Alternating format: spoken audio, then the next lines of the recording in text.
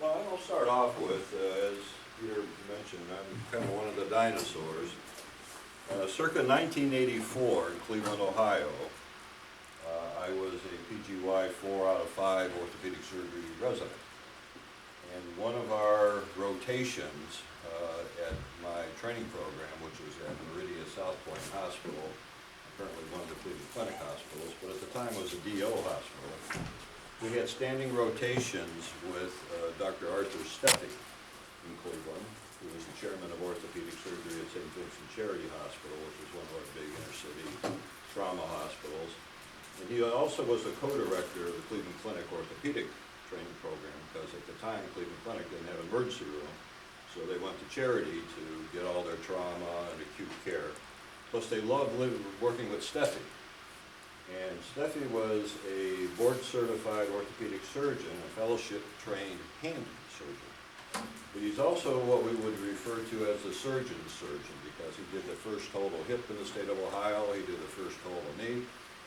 He was one of the first surgeons to use the AO techniques. The Swiss came out with the screws and the rods and plates to treat long bone fractures and stuff, and he was doing it all. And the residents loved him because he would just stand there and let all of us do all these cases and stuff. So I showed up on January 1st, 1984, to do my 4-month rotation with Dr. Steffi. Well, for some reason, when we met, we just hit it off, and he had just invented and developed the first pedicle screw and plate system in the world. Because at that time, all we had was Harrington rods. All we had was Harrington rods with a screw or a hook on the top and a bottom and a rod in between. So everything in between there, kind of not much you could do with it. Then we had sublaminar wires that came out, which were twist wires. You go under the lamina and twist. And then we had something called the Lukey rectangle, which was a kind of a rectangular version of a miniature Harrington rod. And knot rods were also there. But we had really no way to be able to stabilize each individual vertebrae of the spine. And so do these big surgeries, front backs, take out them, put allografts, or big, huge chunks of bone and so forth. And you put them in a body cast. And those big circular beds they used to have, and put the patients in those things. And they were in a body cast for 4 to 6 months. And we hoped it fused. And Steffi knew this. And Steffi was an inventor. He was a farmer also.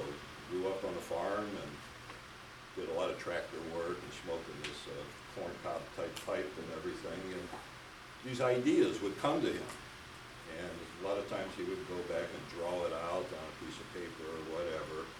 And he was a big consultant with Richards at the time, DePuy at the time, Zimmer. In fact, he designed a whole line of artificial finger joints made of stainless steel and something called Bion rubber, or polyolefin rubber. It was developed at the University of Akron, which is a big place to develop polymers and all that kind of stuff. And some of those are still around.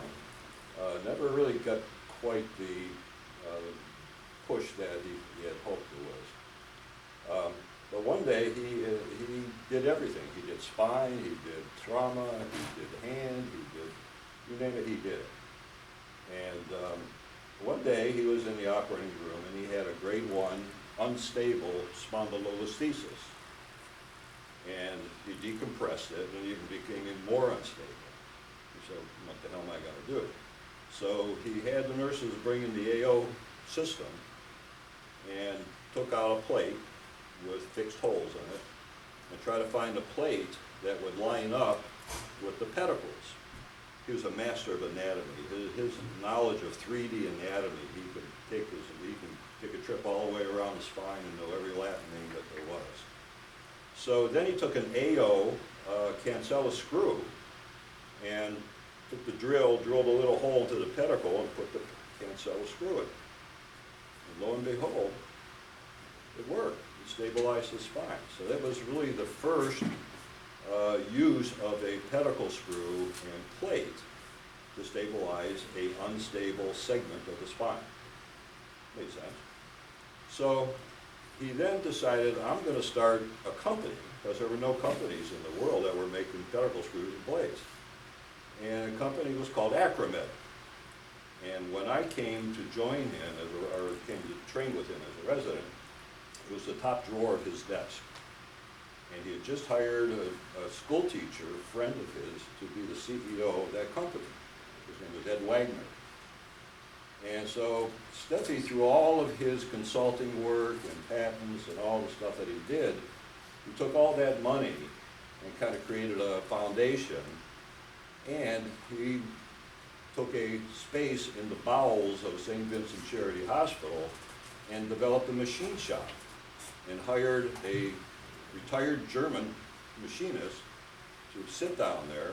And so when Steffi would come with all his ideas or his pictures or whatever, he'd give it to Frank. His name is Frank Jansen. Frank would make it, give it to Steffi. The next day, it was in the patient.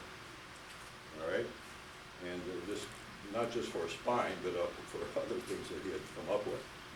So what he did then is he had trouble because the plate wouldn't always line up on the holes and the pedicles. The big cancellous screw sometimes had a hard time going through that hole. So what he did is he went down to Frank and took a cancellous screw. He said, cut the top of it off and take the smooth shank of the screw and thread it.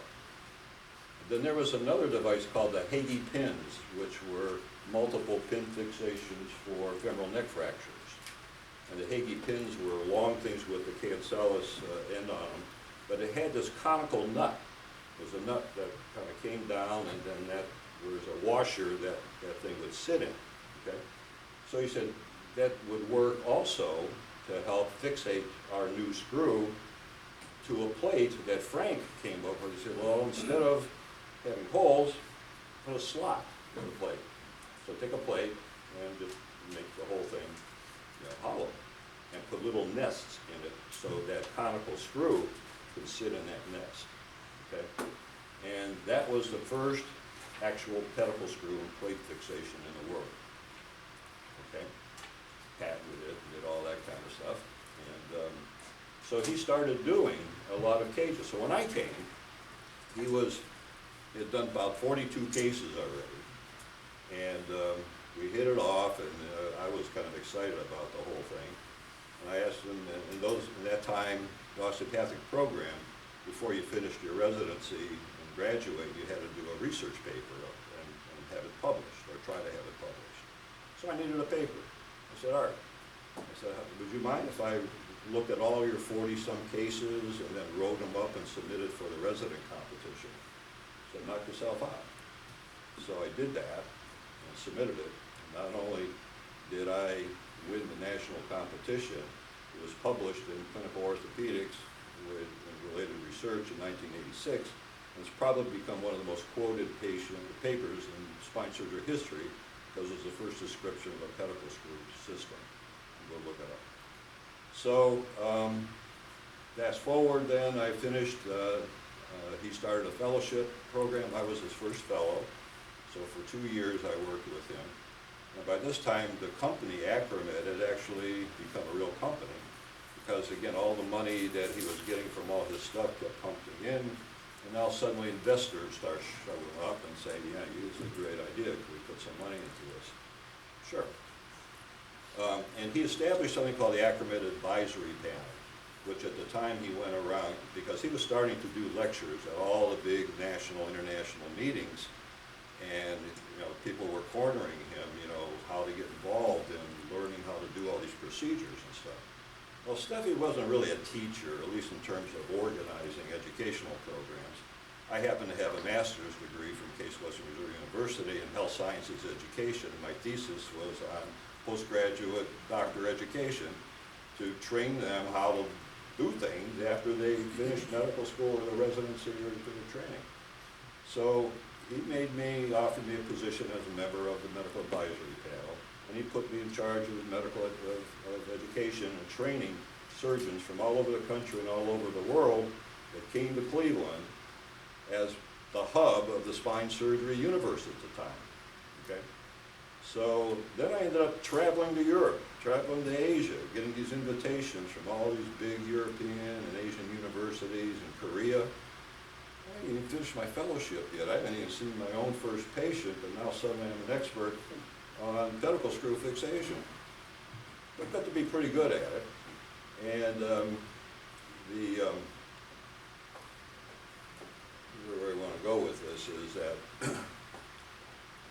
we were seeing so many patients and training so many patients, and these doctors would go out and say, okay, I'm an expert now, and start putting pedicle screws in.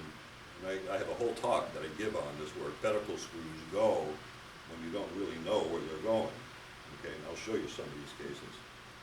And our group in Cleveland had morphed from Steffi. He left St. Vincent and went to Lutheran Medical Center, which is also one of the Cleveland Clinic hospitals now, and formed the Cleveland Spine and Arthritis Center. So there were 4 orthopedic surgeons, 4 neurosurgeons. I was still in charge of all the training and everything. So we also were one of the first practices in the country to have our own MRI scanner, okay? And not only that, the radiologists who read our films were not in Cleveland. They were in Marin, California. And the head of it was Dr. Richard Herzog. You know who that is. He then became the chairman of radiology at special surgery. But our patients, we can put them in the scanner, and we had a report from the top radiologist before the patient got out of the scanner. So I was in charge of looking and reviewing all of the MRI scans that were being sent to us, or X-rays and CAT scans from around the country, to determine are these people candidates for these procedures and so forth. So, in doing all of that, I'll show you, ended up having a eureka moment. Now, the reason these screws and plates and cages, ultimately, the carbon fiber cages, the peak reinforced, the Brannigan cages, were all developed, was not to treat degenerative conditions of the spine. It was for major deformities, like high-grade spondylolisthesis, mostly lumbar spine, trauma cases, burst fractures, unstable spines, people who've had previous attempted fusion surgeries with all the old techniques. Now they're all showing up. It was like Lourdes Shrine. And patients who had multi-level degenerative conditions where the surgery itself, to decompress them, would cause instability. So we had a way to take the spine apart and put it back together. And it took 10 years for Steffi and all of us on the panel, because none of us were in the club. We weren't double, the North American Spine Society had just developed, the Scoliosis Research Society, Cervical Spine Society, all these big medical societies. We weren't part of any of that stuff. And so those people, behind some of their big names at the time, and I won't go into all that, were the naysayers. They were the tomato throwers. They were, you're killing people, you're paralyzing people. Steffi took so much crap, as we all did, and we were speaking at all these meetings. But afterwards, all these people are coming around. Acromed had a booth, just like you would have at any of your national meetings and things. So I got to be known as the only crazy person that when these surgeons went out that we trained and they screwed it all up, send it back to Biscup, let him fix it, because he developed this stuff, taught me how to do it, so he can fix the problem. So I got to be pretty comfortable dealing with failed back surgery. Now, none of us have talked about that so far, but today there are over, last count I heard, 3.5 million spine surgeries done every year in the United States. Statistics are still pretty good. 1 out of 5 of those will fail for whatever reason. Persistent pain, hardware problems, pseudarthrosis, or whatever. And nobody wants to take care of these people. many of you are, because you're pain management doc, so you got this problem, go see the pain doctor. Hardware looks good, the fusion's solid, nothing else I can do for you, okay?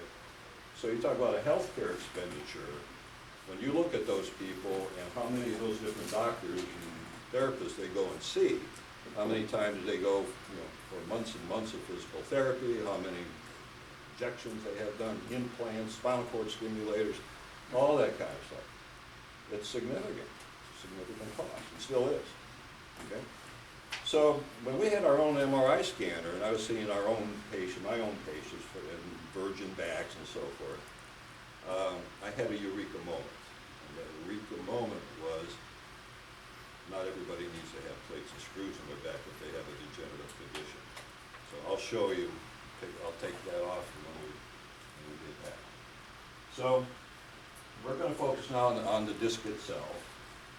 And as we were talking about, the main function of the disc is to basically oppose gravity, resist compression, and to maintain a healthy annulus and other structures so that when the spine is loaded, the forces are distributed equally all the way around the annulus, the periphery of the disc. And what's also unique about this structure is this thing called the sinovertebral nerve. Okay? And as we've learned in our anatomy and training, it's not a nerve that's part of the peripheral nervous system. It's part of the sympathetic nervous system. It's the autonomic pain nerve that refers pain to not just the area where it's located, but it sends it up, it sends it down, it sends it here, there, and it can be formidable. But we also know that there's this thing called the gray communicase that does communicate with the spinal nerves. And it's literally a reflex that if something happens to inflame or irritate the sinovertebral nerve, it sends that response to the peripheral nerve, which then causes the paraspinal muscles to clamp and spasm. And these are people that you see that come in with this horrible, horrible back pain and spasms because of the irritation to that nerve. Okay, we're going to come back to that a little bit later. And the other thing that's unique too is that the internal structure of the disc has a very limited, if any, blood supply. There's some blood supply in the periphery of the annulus, maybe the outer fourth, 1/3. But to get any kind of nutrients or any type of healing cells or any of the stuff that happens in our periphery into the disc space, it has to rely on some other complex chemical reactions. So again, here's our normal, nice nucleus pulposus up there. And it's important to remember that the annulus, being a laminated structure, it's thousands and thousands of bands of tissue that are going in every which direction to create a lattice, and it creates a seal, okay? And it's a very strong structure, and particularly in the lower lumbar spine where the thickness of the outer rings are pretty substantial. And the other part of the nucleus is that, let me just go back to the type 1 collagen on the outer fibers, but then it blends into the nucleus pulposus as type 2 fibers that will then create the proteoglycan structure within the body, or within the nucleus itself, and that's the hydrophilic substances that absorbs the fluid from either side of the end plates. And so that's a hydraulic shock absorber effect. Then we have the cartilaginous end plate, which is hyaline cartilage, and there's two, one on the top, one on the bottom. It varies in thickness, but it covers the whole superior and inferior surface of the disc space itself. And it's the end plate that allows the diffusion from the subchondral bone marrow into the vertebral body, which again is the source of the disc nutrition and hydration. So that's kind of normal how this all happens. And so the subchondral end plate has that rich capillary network, which if disrupted, the quote signs that start to show sclerosis of that bone, and then the inability for these nutrients and fluids to be absorbed into the disc space, it starts to desiccate or starts to dehydrate. Now that is complicated even further if we start seeing some problems that occur in the annulus, because the fact it's not solid, it's laminated. If there's a injury or a tear of the outer annulus, it can then create an opening for some of the fluid that's still in the disc space to leak out. Then, of course, we have the longitudinal ligaments, the PLL, the LM, the posterior and anterior longitudinal ligament, interspinous ligaments, and so forth. We just talked about all of those. Those are also very important structures in the stability of the disc. Okay, it contributes to allowing the disc to move in a certain motion, but limited. Okay, I was always taught, Mother Nature gives us 6 degrees freedom of motion. So it means you can go 6 degrees this way, this way, this way, this way, and this way. You go beyond 6 degrees, something tears. Okay? So how do we go from the left guy to the right guy over here? Well, we're talking mostly about discogenic pain, okay? Because there's another talk I give that differentiates disc or back pain from nerve pain, leg pain, sciatica, and so forth. So here again is our nice 30-year-old spine that has had something happen to that L5S1 disc there, and you see that that disc doesn't look like the other ones. Okay, it's lost the hydration, it's lost some of its height, and now you have some bulging or containing protrusion of the disc at that level, and this person has terrible back pain. Okay. And this happens to be a relatively young college student who can't sit in class because their back pain is so terrible. They're laying down in the back with their computers on top of them, taking notes. Okay. These happens to be mostly athletes, and really competitive athletes.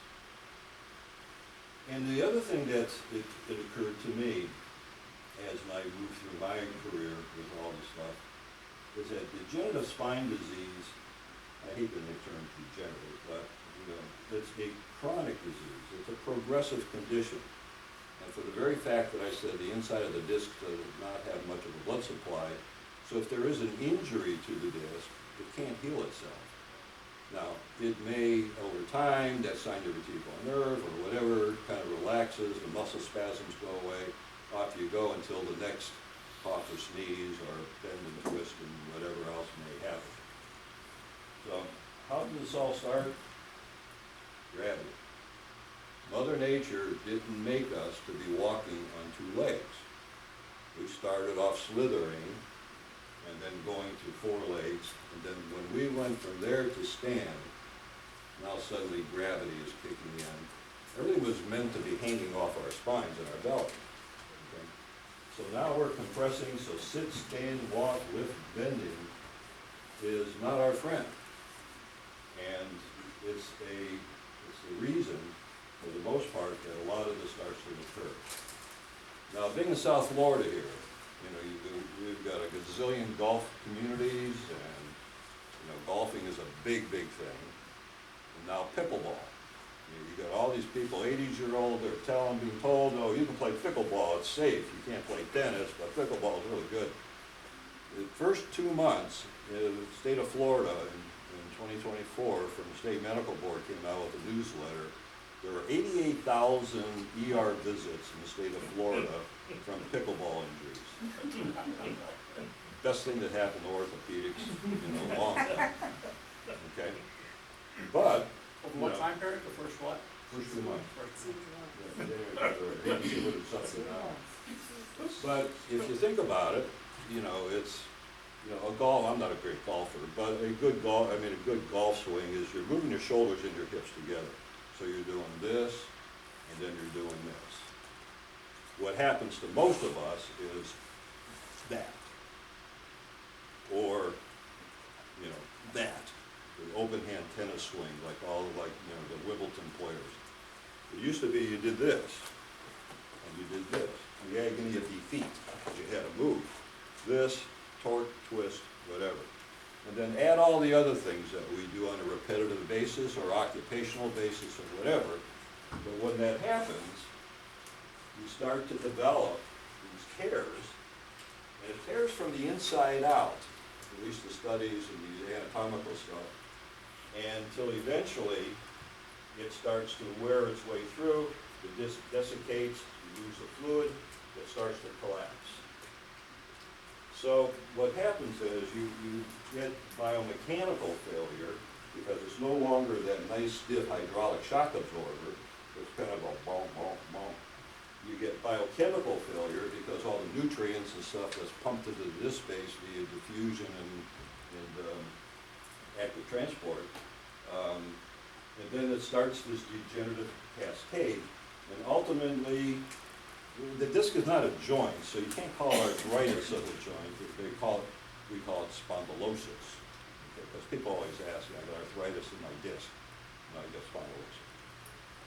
Okay? So if the annulus is injured from torque, compression, so forth, it cannot heal itself because of lack of blood supply. So this is the degenerative cascade. This was Capaldi Willis all the way back in '83, which really kind of describes this whole process. And it starts with an injury, okay, it's a torque injury and so forth. And there's a tear, and if the tear is substantial enough where it goes all the way to the periphery, then you can tear those blood vessels, and now you've got some bleeding going on in the spine, and then you got granulation tissue from that, and the disc starts to then collapse. And during the collapse, it can go through an instability phase, okay?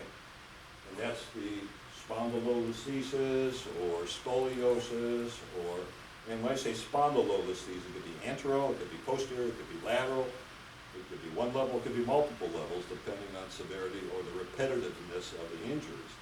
Certain occupations are more weight-bearing and torquing and construction and big factories and truck drivers and people that are doing this all day.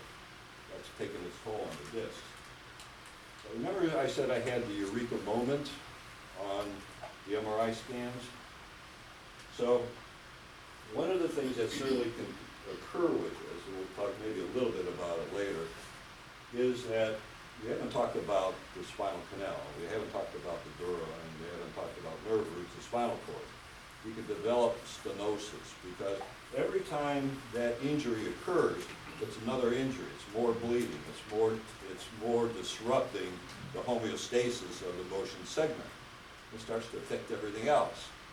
Okay, and when the vertebrae starts to collapse, particularly L4-5, it's on shear because there's a lordosis, and so it will naturally shift out of position, and that's the spondylolisthesis.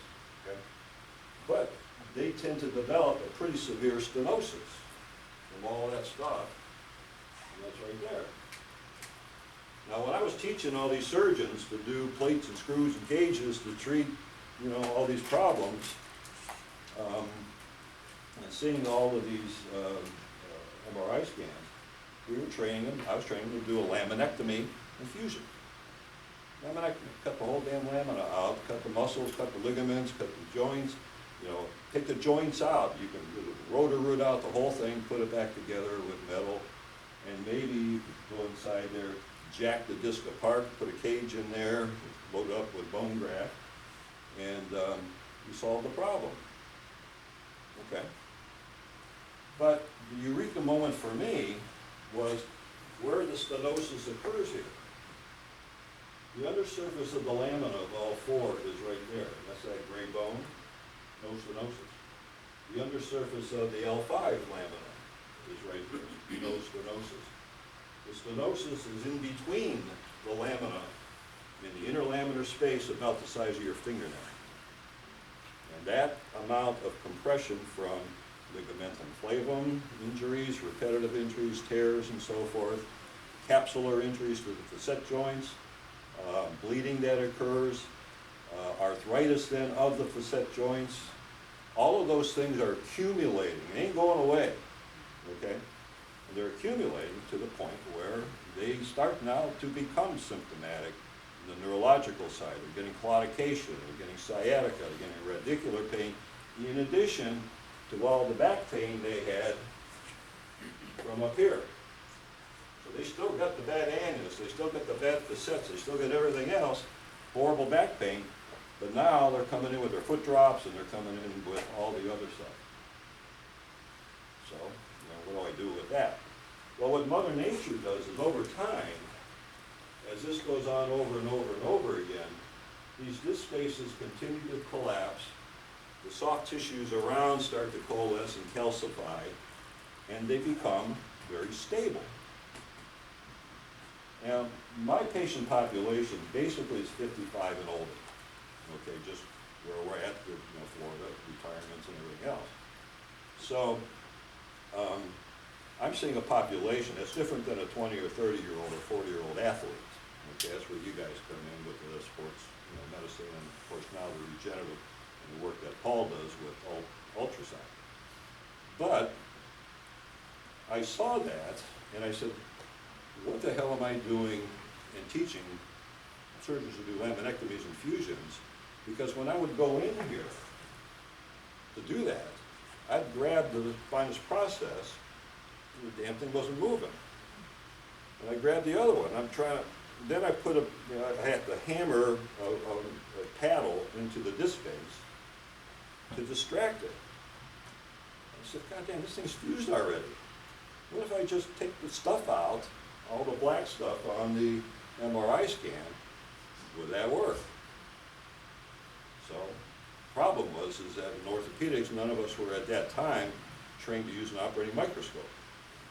Fortunately, right outside Cleveland was a doctor by the name of John McCullough, who came down, he was the head of spine at the University of Toronto, came down to Akron, Ohio to set up his private practice like most of the top surgeons in Canada do. And he wrote the first book on microdiscectomies of the spine using an operating microscope. So he got to be good friends with us. He was curious as to what we were doing. He thought we were all nuts. And I was interested in what he was doing. I wanted to learn how to do microsurgery.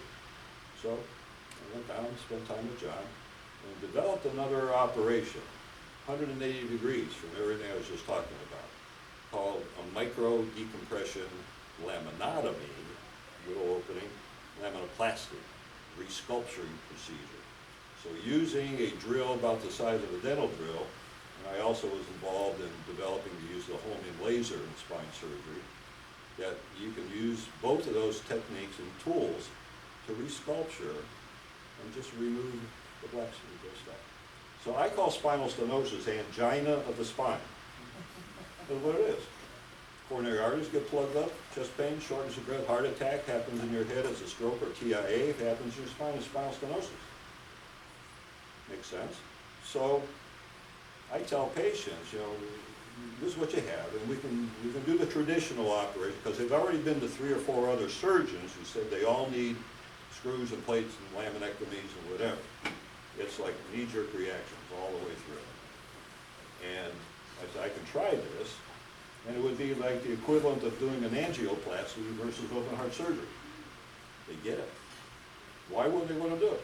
So I started to do this operation, and by this time Steffi's, our group had kind of fallen apart. Steffi retired, and that's when I ended up joining Cleveland Clinic.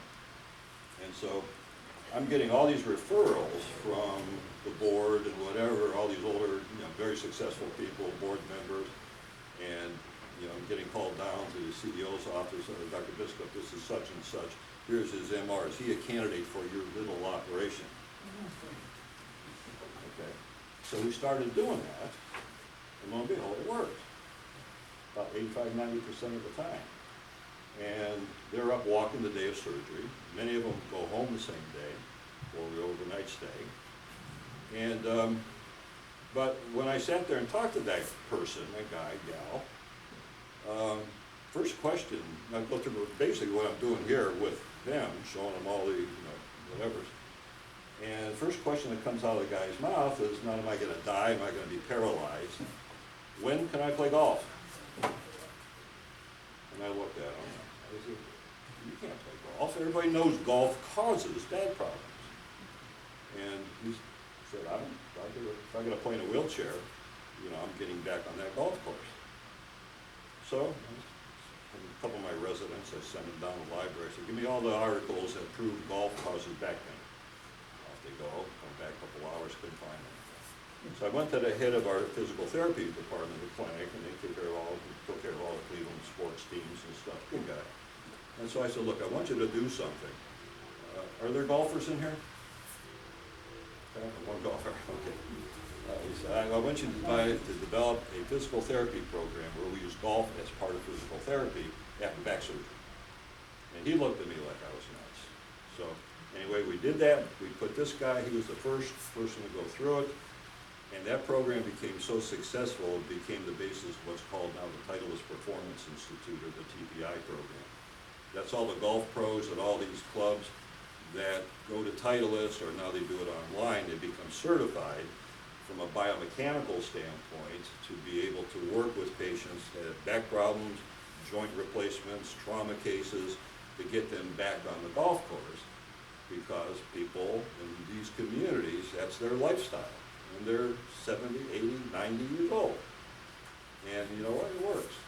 So anyway, that's been my journey to getting away from plate screws and cages, although I'm not completely away, because I'm one of the handful of surgeons in the country who still get all of these referrals of painful hardware and failed fusions. And my approach and what I do with my patients, and say they even have back pain and so forth, I do the micro decompressions, just treat the nerve, leave all the other stuff alone. Because rather than putting heavy metal and screws and cross, I'm using regenerative medicine now to treat these patients. And you know what? It works. So that's what I'm here to tell you. And so if the non-surgeons in here, my pitch is that we need to be a team, okay? And I'm going to tell my surgical colleagues the same way. They don't necessarily have to learn how to do all this, but they can take courses like this and see what is available, okay? And start to incorporate that to some degree in your practices. Now, the problem is, as Peter was saying, is that, you know, who trains all the doctors coming out? Big academic medical centers. You know, big names, famous, whatever. But they don't teach this. Because they get a lot of money from pharmaceutical companies and medical implant companies to train our residents and fellows to use those implants. And until there's more financial support to continue to develop, this is a whole industry waiting to happen. You know, minimally invasive needle techniques where you can actually reconstruct the disc space with not just stem cells, but other mechanically strong substances where people can literally get off the table and go and play golf by stabilizing the disc internally, or the facets, or the muscle. You know, any of this kind of stuff is all doable. So anyway, again, the classification systems, there's ways that we can describe what's going on. Modic is one of them, but that has to do with the end plates on either side. In this particular case, it looks like this is an ideal person, but I think intradiscal, PRP, A2M, we do that on all of ours. And Paul, what you think in question and answer, EPRP. What is that, and how is that fitting? Are you familiar with enhanced PRP? Okay. Yeah, and hyperconcentrated, high volume, all that. Okay. So one of the tools that we use, and historically has been around since the 50s, is something called discography. And it's putting a needle into the disc space and putting dye into it. And originally it was because we didn't have CAT scans, we didn't have MR scans, but there was a high index of suspicion that this was probably a disc problem. And so, I know Dr. Charlie April was one of them, but the actual first one who did it, I'm blocking his name right now. But they were putting dye inside the disc and see if it leaked out. But more important, or what they found, is that it caused the concordant pain. Basically, just like tapping the tooth, you know, we found it, that's it. So that's what discography brought to the table. But back in those days, they were using pan-to-paint dye, oil-based dyes and stuff, and it was difficult, you know, and kind of fell out of favor for a while. When we got the water-soluble dyes, then that changed everything again, and it started to be done by the believers. And you have to understand, back in those days, painful degenerative discs, there were believers and there were non-believers, because everybody has degenerative discs, and not everybody is talking to a surgeon or a doctor or a pain management doc. It's you know, it doesn't make sense. So it was really not until the whole regenerative medicine started that we really started looking at provocative discography as a prelude to going ahead with intradiscal biologics and so forth. So, and it's a fairly easy procedure to do. It's the AP, and then if we come to about 40 degrees or so forth, we find the entry point on the anterior aspect of the facet joints, like right 1/3 in, and that's the safe triangle or Camden's triangle, because the nerve root is coming out just on the hunk of the pedicle of the vertebrae above, and the one down here is still medial. So that's a relatively safe area to be able to get the needle into the disc, and we'll demonstrate that in the lab this afternoon for you. And you know, we do get very valuable information. We talk about the tears, you know, and we always include, at least if you're doing strictly discography as a diagnostic tool, you want to know, is that the painful disc? You've got the bad tooth. We always test what we think is a normal one. We don't tell the patient which, because they're awake. We don't tell the patient which one we're rejecting. A normal disc shouldn't be painful at all. But you do this, and the second that happens, you found it, you found it. There's another story I'll tell you maybe later about the guy who came to see me for a second opinion, a horrible testicular pain, left testicle, and he was scheduled for an orchiectomy. Somebody said, you better get a second opinion. He came to see me, okay, and did a discogram, and within not even a drop, he said, you found it. He said, my testicle's killing me. And happiest guy in the world, okay?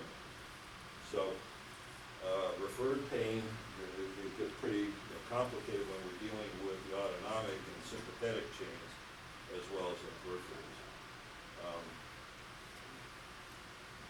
So just different examples of them. You know, we do one level, do multiple levels. And they have discogram scales, so we can talk to each other. It's a grade 3 tear or grade 5 tear, and so on and so forth. And this is all in your handout. And we talked about what's causing the back pain. You know, it's the sympathetic branches that creates that discogenic, nauseating, deep-seated, and then takes it away pain, except laying down. Or get in a pool and hang in a deep end with a lake vest on and let everything stretch out. But, you know, pain can also come from the facet, all the things that Paul just got done talking about. So, and it can cause a chemical sciatica. You've seen pain? I mean, a horrible sciatica. MRI's clean as a whistle, except for a annular tear and early degenerative changes. And you know, and I've had a number of patients where, you know, they weren't a surgical case, but we went ahead and did the regenerative procedure, and like that day, it's gone. So it's a real entity. You know, our focus is back pain, but you know, we got a lot of, you know, friendly or unfriendly neighbors that coexist in that space. We got to take care of that as well, because that's what can cause the real problems. And then over time, it happens at multiple levels and multiple levels. So, you know, does that look unstable? Would you want to, would you want to put somebody go in there and put screws and plates and cages in there? Maybe it looks exactly like my outside. Probably mine too.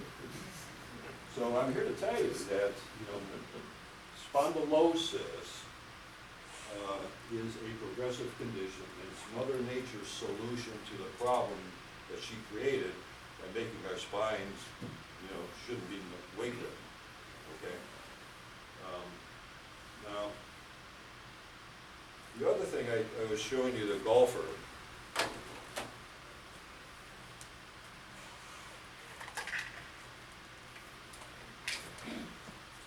know if you're going to be able to see this or not.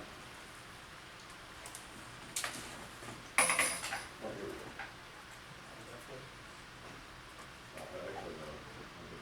Actually, no.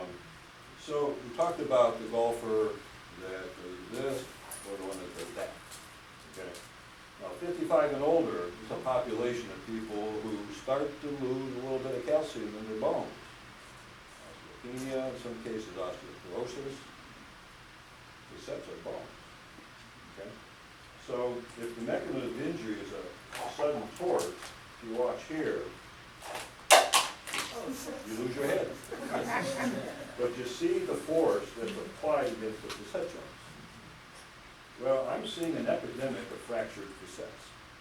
And if you don't look for it, you're not going to see them. And the radiologists don't see them. In fact, even CAT scans, they don't report it. You can clearly see fractures through. And what happens if you fracture a facet joint, or if you injure any joint in your body, you develop a synovial cyst. Because the inner lining of the joint capsule, which tears, has nociceptors, now you've got the fluid that's being produced to lubricate those joints leaking out, and it's like battery acid. So when they get into the spinal canal, nerves don't like that either. But the cyst can get quite big.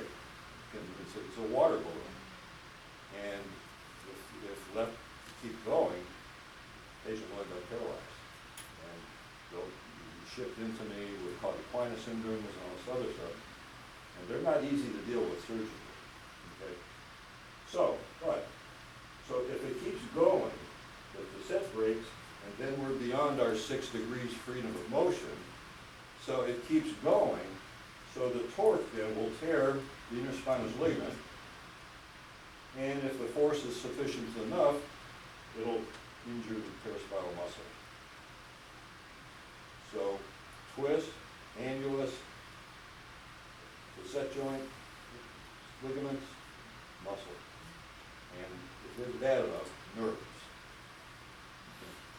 So that's where, in my practice, I didn't have a solution because I would treat the pinched nerves. And they'd be great. Sciatica's gone, you know, they're in physical therapy, they're exercising, but their back's killing them. You know, what am I going to do? Put them more on pain medication or muscle spasms.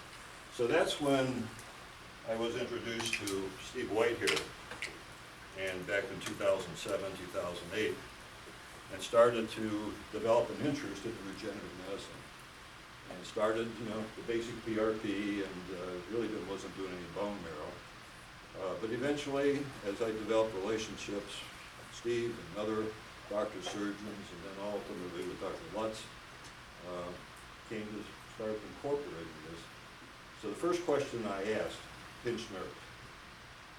Forget about all the other S words in the spine, okay? Even stenosis, because stenosis itself is not a guarantee that you're going to have nerve symptoms of, you know, claudication. Spondylolisthesis, scoliosis, synovial cyst, spondylosis, sequestered disc herniations. All of those things will naturally, given time, resolve by themselves. But they can still have pain in the process of that happening. And that's where I think we can make an impact. We don't cure it.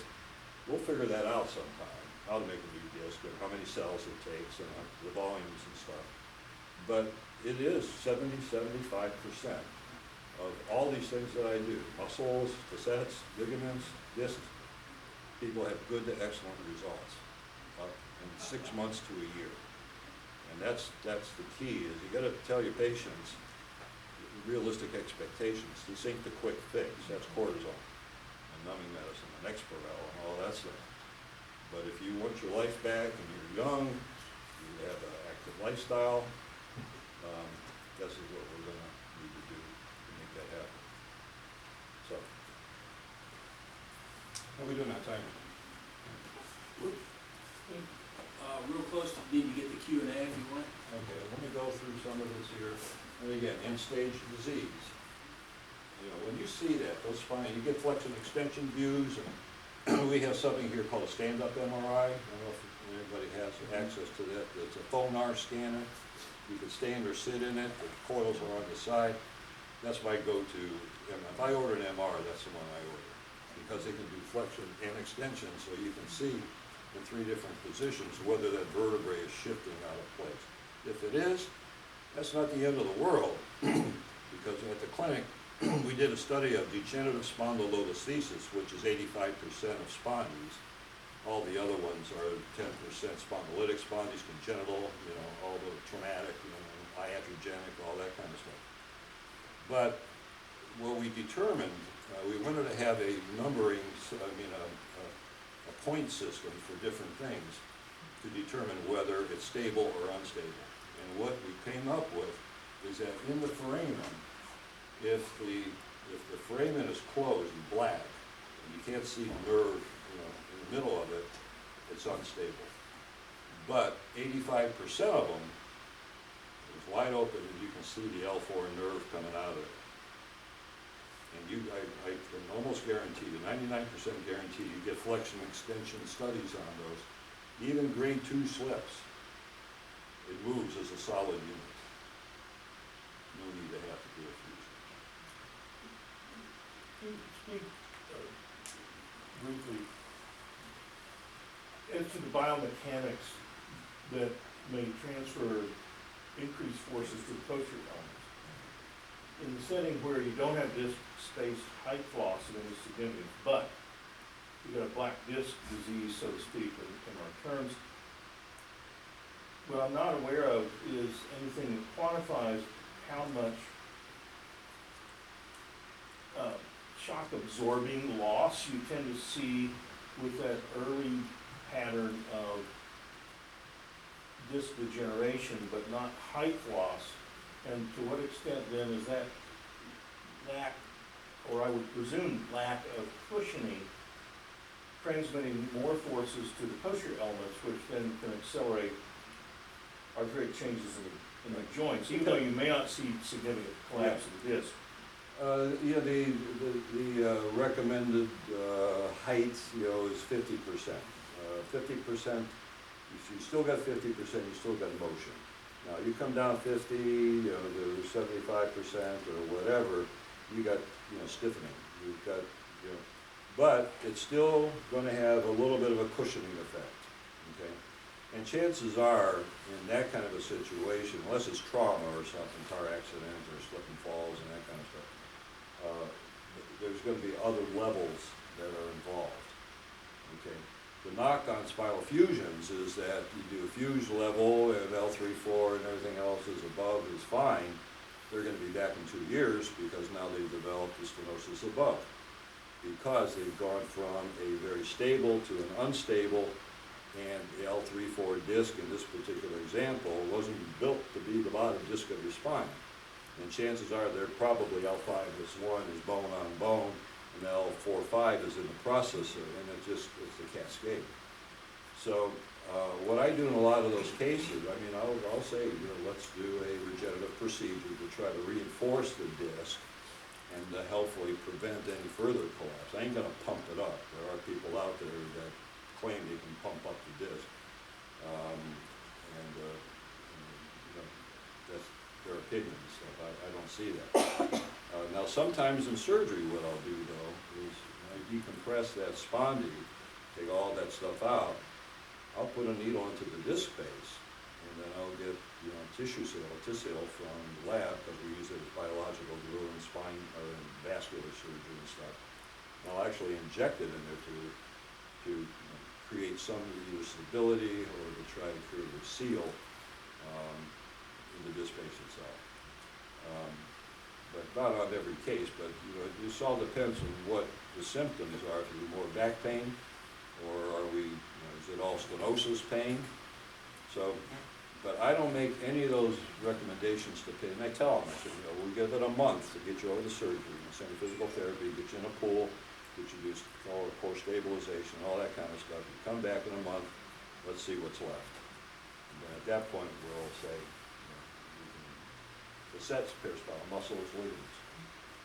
How are you treating the heart attack in the back with regenerative? Like the schematic, the true schematic claudication? The claudication is the easy part to treat, because again, you get the pressure off the sac, the dural sac, I mean, that's, You're because doing all, that endoscopically though, right? microscopically, Okay, big difference. yeah, I've done them both, got it. and the endoscopic, we ain't there yet. Okay? So, we have a procedure called MILE, have you ever heard of that? Yep. Okay, so that just decompresses the ligament plate, and through like the. Yeah, the problem, yeah, I'm familiar with it. When you've got a pretty severe stenosis, you can only really get to the posterior aspect of the flavum. Whereas when they got the fractured facets, they got a piece of bone, they got calcium deposits, that's in the lateral recess. That's right from the middle down to where the facets are, and they extend into the neuroforamen. So when I'm taking this stuff out, I take it out one big piece. So I do the drill work to expose the origin, insertion, lateral margin of the flavum. I reach under the dura, under the lamina. I don't go on both sides. I do a bilateral decompression unilateral approach and do all that stuff. So I'm seeing the junction of the dura and the flavum looking right at me. Then I take probes and I just slip it under the dura or under the flavum. Most of the time it's adhered, or it's like peeling super glue off the dura. Okay, but we get that, okay, and then the whole thing comes out in one piece. I look at videos and all this stuff. Yes, are you putting regen in the disc then, or you put PRP? It just all depends on I don't do it in the hospital, because the hospital, I can't do it because it's not FDA approved. And they'll be all over me because they go to submit the bill and they see PRP, then the whole thing gets denied by insurance companies. So I have to do those in my office. What do you think about the basivertebral nerve? Do you think that could be a Well, I contributor was going to to ask you about that, was it like Avodart or whatever, where they go in the radio frequency? intercept? I do that. Intercept. I do that. I mean, the data's actually pretty good. I mean, whatever your, that. It works pretty well. I personally don't like the procedure because it takes too long in my opinion. And I don't know what's gonna happen in the future when you're RFing, right, you're burning the middle of the light. But I've seen significant success. Because there's a case could be made that L5S1 disc, the Boston Scientific folks will tell you that you could do the intercept procedure and patients do just as well than Yeah. fusing it or anything else. So. I was telling Paul, we have the reactivate procedure for muscle atrophy too. That after 6 months, you 5-year data, it's amazing, or something in the paper. So all of this is telling a story. The things we use, as I used to teach the residents and fellows, your practice is a toolbox.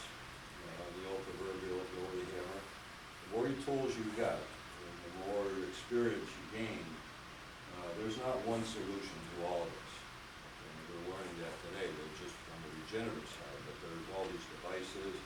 Robotics are going to be becoming more. Certain types of lasers are going to be developed, and robots are going to be doing it all. The problem is that try convincing a surgeon, they're going to salivate when they take a look at an L5S1 disc, try convincing a surgeon that, that patient doesn't need a fusion. That's the challenge going forward. The big problem there, Peter, is that, 10 years ago, 12 years ago, I believe it was like 60-70% of doctors were in private practice. Today it's like 10%.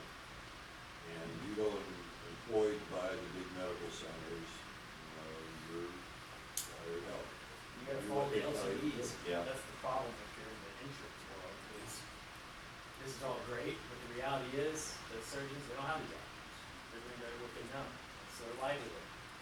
So making that change is multifactorial. Or not what they know, what they're allowed to do. What they're allowed to do.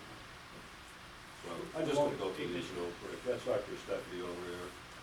And those are the original BSP screws and plates, and I helped design a lot of these things. And that's the article that was published up in Clinical Orthopedics, and this is the Medical Advisory Panel. This is a group that changed spine surgery in the world. You know how hard it was to do that in orthopedic surgery? But it became the standard of care. To this day it is. Now, the way I look at this, and I was very proud to be part of that whole transition, because I was teaching them how to do it.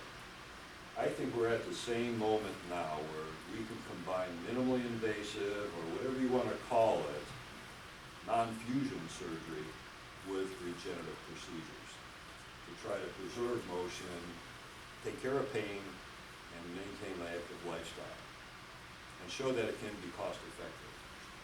But that's what you're up against, is the big pharmas and the medical implant companies, and a lot of these big medical groups, the surgeons who do these operations, you know, they can't do their fusions, you know, their salary, Right. you know. So that's what we're up against. So my job is to try to convince more surgeons to come here. And I always ask, you know, how many we got in here, is usually one or two. But I'd like to see at least half of these seats, you know, with neurosurgeons as well as orthopedic surgeons. Okay, and these are some cases, my cases that I've done over the years. I was a heavy metal guy. At one point, there was nobody in the world that did more spondylolisthesis than I did. They were winding up. I mean, it was just terrible.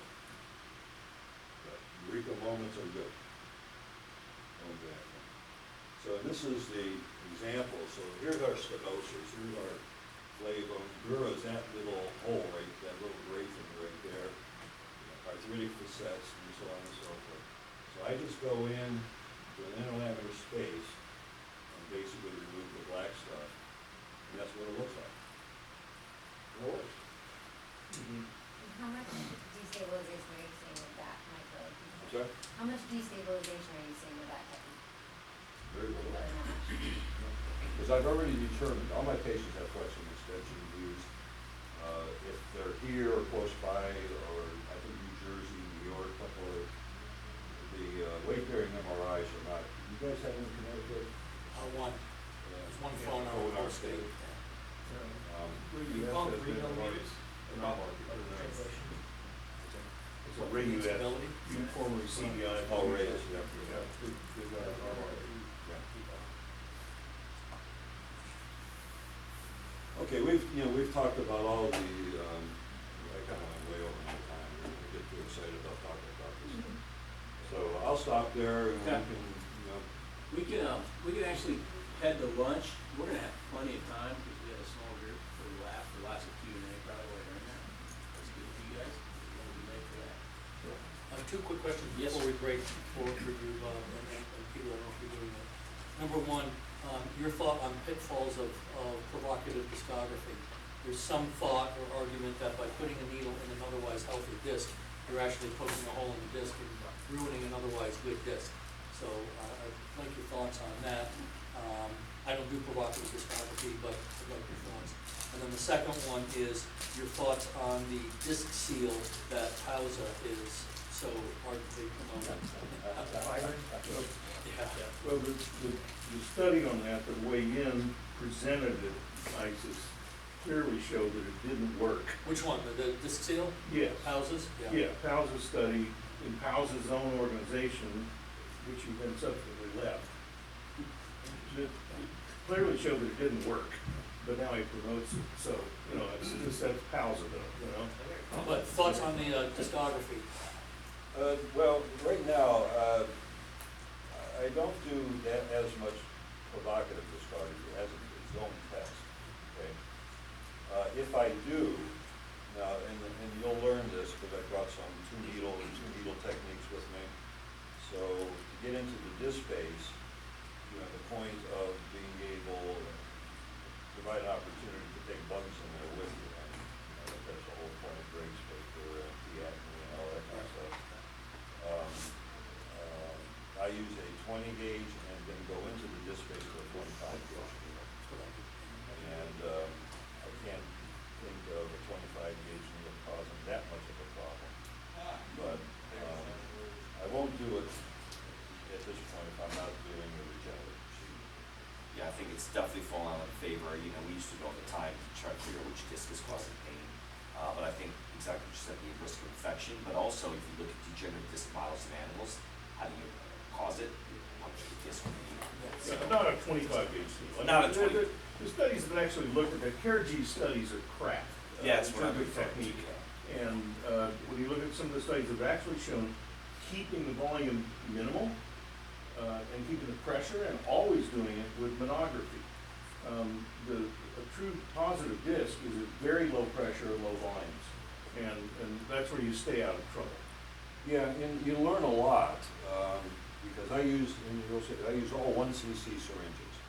So my typical regenerative procedure is A2M, I do EPRP, and sometimes bone marrow, okay? And then at the end, I learned, mostly from Ron Scheipel, with 0.2 milligrams of thrombin in it, and it seals it. But each injection, the 1cc is very tactile. I'm looking for the refill, how easy it's going in, because that'll tell me also that it's not a contraindication for me, but I gotta go real slow, because I don't want it to just all leak out all over the place. I do the same thing with the one CCs. Back up a little bit, provocative, that's what you do a provocative discogram before injecting the, Not a biologics, provocative, it's more to see if there's actual leakage of the disc out. Because that tells me how aggressive I can get in injecting the regenerative, You the look PRP. for Yeah. the dye, that doesn't interfere with the biologics? The other thing, the discograms that I do, I also learned from Brian, I put a little bit of gentamicin. Okay. And I even go a little bit further, I put like a half a cc of ropivacaine. And that, In the disc? and we didn't talk In the about. disc, yeah, in the contrast, yeah, I put it in the contrast, ropivacaine in the PRP, the gentamicin in the contrast. Okay. Because as Lutz has pointed out, 30% of discs have an occult infection with C. acnes. So putting in that little bit of gent reduces the risk of discitis, but also potentially treating that co-infection with C. acnes. Okay, and these are the tools that are a trade, this one we'll show you to use, and there's the 2-needle technique. This is these are very, very fine needles, and so you learn that you can go into cardiology after this, because all of your needles, at least the ones I do for cassettes and so forth, I bend the tips of them and steer them. And in the disc space, you don't have to go way out laterally, you can be, maybe 5 or 6 centimeters off. As long as you get that introducer needle right in that sweet spot, then you put the bend on the needle. Curves into and it place. curves right into the disc space. And if you want to get it more posterior, more bend, if you want to get it more anterior, however you want to do that.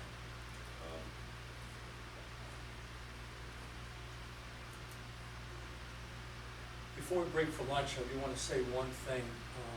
First of all, kudos to all of you for being here with the spine course. And the tag team to that is, I'm looking for a new associate to join me. I interviewed several sports medicine fellows, 3 of whom said, yeah, I want to do regenerative medicine, I don't want to do spine, okay? One of the fellows that I interviewed was an ER doc who did her sports medicine fellowship, got hired by an orthopedics group, and after 8 months, they let her go. Why did they let her go? Because they realized that they could pay their PAs 1/3 of what they were paying her to do all the low-hanging fruit, the knees, hips, and the shoulders. So what's going to happen in medicine is doctors are going to get marginalized as the mid-levels are doing the knees, hips, and shoulders. What's going to set us apart is our ability to do spine, because mid-levels can't do that. So I encourage you, I'm glad you're here, but spine is part of what's going to continue to set us apart. So I think we really need to stay on the forefront of that. Not that we shouldn't be doing all the other peripheral joints, but spine, it's Number one. number one, that's why we're here. I agree with you wholeheartedly. Just a It's couple, disrupting the current. just a couple show and tells. Okay, this is a fighter pilot, 78 years old, who found off his aircraft carrier. As early as April 2011, and we treated both L5, L4, and I think we reinforced L3, 4 as well. And that's almost a year and a half later. Pain was gone probably within the first 2 to 4 weeks. guy, and then, now the doctor was saying, you have a fusion. Cheers. Problem was here, they took his disc out, cleaned that out, and then treated him, and that's 10 months post-procedure. Can't see from this. That's amazing, because he rehydrated 4 or 5. Yeah. Yeah. Yeah, that was the target disc. And again, we talked about other issues. You know, when you see this kind of stuff, and Greg, if you haven't got his book, Heal Your Disc, And your pain. Cure Your Pain, or whatever, there's a whole section on P. acne. Hospital for Special Surgery did a major study several years ago where they cultured all explanted metal, total joints, spine plates, peripheral joints, and everything else. And they developed this processing to test specifically for propionic bacteria acne, same stuff that and there was some, I don't know if it was referred in, I can't remember in Greg's book, but they talked about in normal joint, not normal, arthritic joints, without hardware or anything. They were going in, and when they were doing the surgery, they were culturing and doing the same thing, and found out that in 25% or something like, there's an article I have, I can send it to you, we're growing P. acne. And they're saying, is P. acne one of the things that's causing osteoarthritis? But it certainly can have effect in the intradiscal area. Now the question is, should we treat that with each other? I will say, I've become a big ozone guy. Acute disc herniations, acute tear and torn ligaments, these. We're going intradiscal? What gamma are you using? What's that? What gamma? What gamma are you using? 15, 22, I think 35. 35? I have a fellow that does that for me. Mm-hmm. And it's usually, a intradiscal would be like a CC. It'd be another one of my syringes, but that's not loaded until we're ready to get it.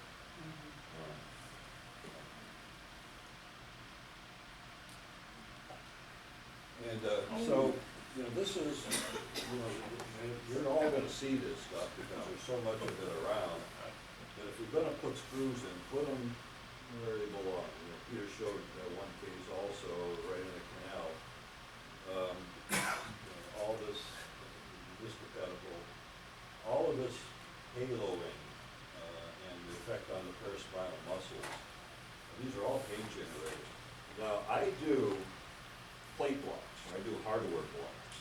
So I'll bring them in just like a nerve block, and I'll put like 2 cc's of lidocaine, 2 cc's of marcaine, no steroid, and just put a needle right on the head of those screws, and see the pain goes away. And if it does, it's a painful hardware, take the hardware out. There's so many surgeons who are afraid to take out hardware. They're not afraid to put it in, but they're scared to death to take it out. It's the easiest thing to do because you don't go through the old incision. I open the skin, and then I undermine the subcutaneous tissue to the fascia, and then come right, you can feel the screws right there. And then have the instruments to take them out. But the other thing is that these heads, these polyaxial screws, I don't know if you've ever seen them. It's a big, Peter would tell you, I mean, they're big heads, particularly the percutaneous ones. And oftentimes it's hard to get them all the way down to the pedicle. See where this head of the screw is? That's right in the middle of his paraspinal muscle. And when the muscle contracts and relax, you know, they form bursas. And the bursas become bursitis, and then they become whatever happens to them, affected or, and you can feel those things, you know, so spinal hardware is not always a friendly thing. And you can see these lucencies, again, you can see that these all need to be down right on, and that's what we used to teach is right at the spinous process and the facet joint, it should be right there. And they're back here. And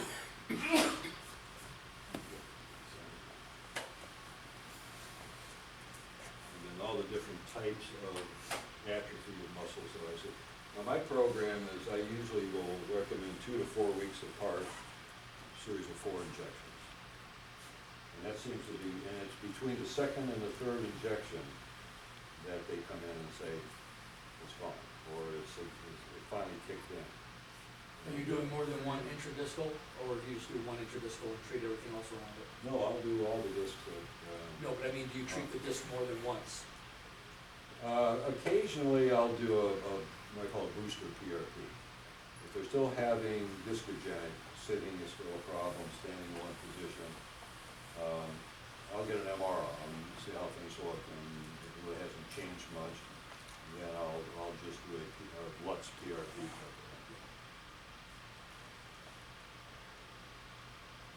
In this article, Hussein's article, and just to show you, I'll stop at this. This is a 19-year-old girl. She was on one of the big gymnastic cheerleading squads in one of the big Midwest schools. They're national champions. It's a 25-person pyramid. She was a little girl on top, and collapsed, and down she went, and ended up at a traumatic fracture of the parts at L4-5. She was treated for months with conservative bracing, all that kind of stuff, and she's from Michigan. That's not where the school was. Her parents, family doctor, knew me. Was a deal. And called me, says, "Is that something you think you can help her with?" And I said, "Yeah, absolutely." So we ended up. This is before post-injury, but before treatment. You can see the defect. Not unstable. You know, she didn't have a slip. It was a traumatic lysis. And then this is 2 years status quo regenerative, just PRP. And just like a facet injection, a little curve in the needle, work it right down into the defect, a little bit of dye, you go right down into the canal. And then just very slowly, PRP inside. And then I pull it out and I'll put it all around the outside as well. And that's it. Okay. Thanks, guys.